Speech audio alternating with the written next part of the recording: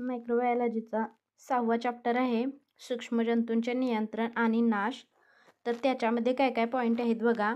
निर्जंतुकीकरणाची व्याख्या आहे, म्हणजे स्टेरिलायझेशन आणि स्टेरिलायझेशनच्या पद्धती, वैज्ञानिक पद्धत, रासायनिक पद्धत, परत किरणोत्सर्जनाने निर्जंतुकीकरण कसं करतात ते, जंतुरहितीकरणाच्या पद्धती, नैसर्गिक, कृत्रिम, जंतुरहितकरणाचे प्रकार, धावन तयार करण्याची पद्धत, सूत्र व उदाहरणे, परत नेहमी वॉर्डमध्ये वापरण्यात येणारी धावणे व त्यांचा उपयोगचा तक्ता, या सगळ्याविषयी डिटेलमध्ये माहिती दिलेली आहे.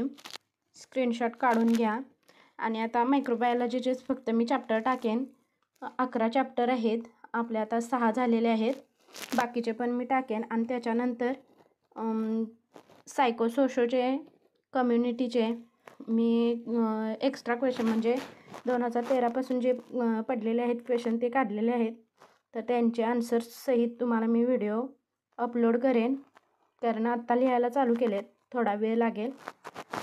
तर हे टॉपिक टाकण्यापेक्षा क्वेश्चन आन्सरच टाकेन मी, ते तुम्हाला सोपं जाईल वाचण्यासाठी.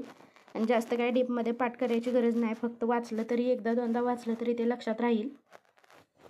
तर पूर्ण डिटेलमध्येच मी लिहिणार आहे, म्हणजे बोर्डाच्या एक्झामच्या दृष्टीनेच मी आन्सर लिहिणार आहे, फुल मार्क्स मिळतील असे.